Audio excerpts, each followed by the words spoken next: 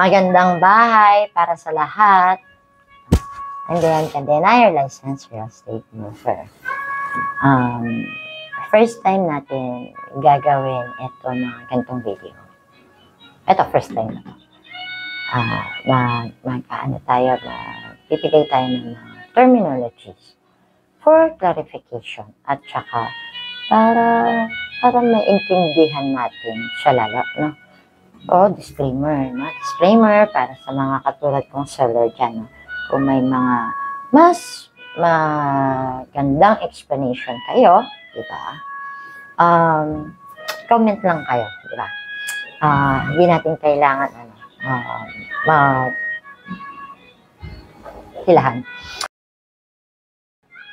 Yung word for today natin is reservation. Bakit nga ba kailangan natin dumaan ng reservation process? Bakit may reservation fee? Diba? But if, diba? Ako yung buyer. Oh, buyer ako, sana all. Ako yung buyer, may 10 million ako. Oy, sana all. Di ba? 10 million. And then, meron tayong natipuan na bahay. No? Itong bahay na natipuhan natin is RFO. When we say RFO, it is ready for occupancy. Ibig sabihin, nakatayo na yung bahay. Di ba?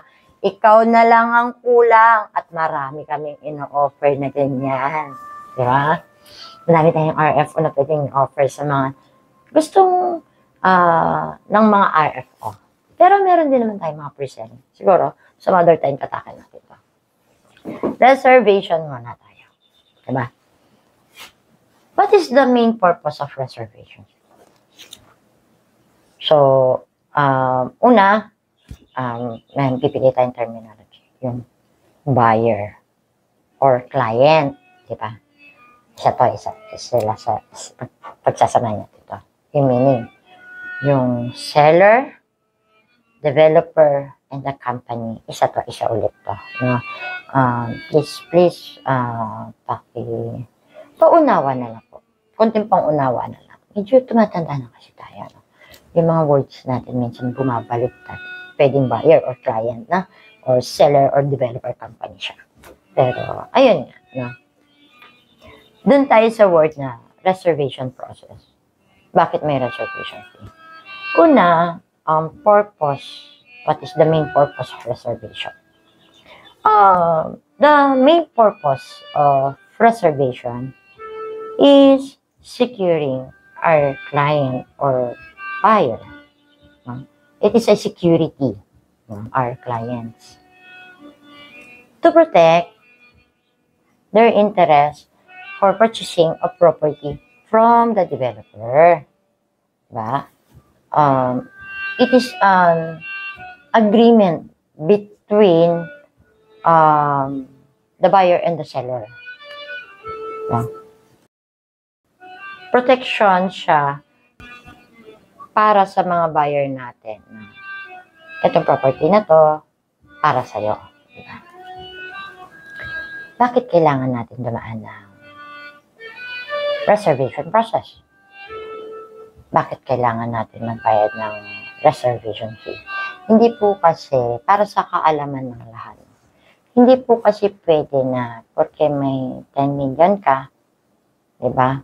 Tapos may nakita ka, RFO, no? Dala-dala mo yung pera, 10 million yan. Ito cash.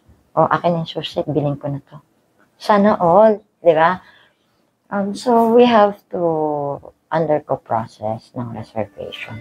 Kasi sa reservation, may mga initial documents tayo, may mga initial requirements tayo na kailangan isubmit sa developer, di ba? So, syempre, paano naman natin transfer yung title? Pera lang binigay mo, hindi mo nga binigay pangalan mo, di ba? Paano matatransfer yung ownership sa'yo? Di ba? Hindi naman pwedeng sulat natin 10 million pesos. Ganun lang. Hindi, di ba? So, kailangan natin, may mga initial validations tayo. No? For compliance yon.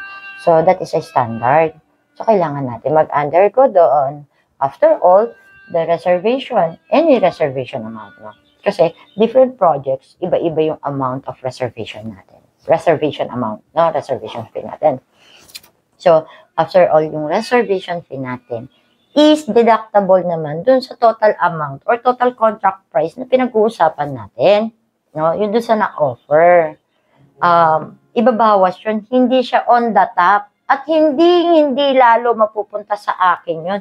Kaya, huwag kang mag-alala. Kaya tayo dumadaan ng reservation process at nagbabayad tayo ng reservation fee.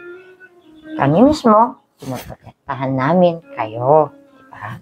So, yung susunod nating episode, regarding naman sa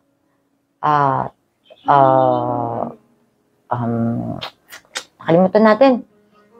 Bakit na-forfeit yung reservation fee natin? Diba? So, sundan mo yung susunod nating video. Again, I'm Dayan Cadena, your licensed real estate broker. Sana po nakatulong sa inyo itong video na to. Salamat!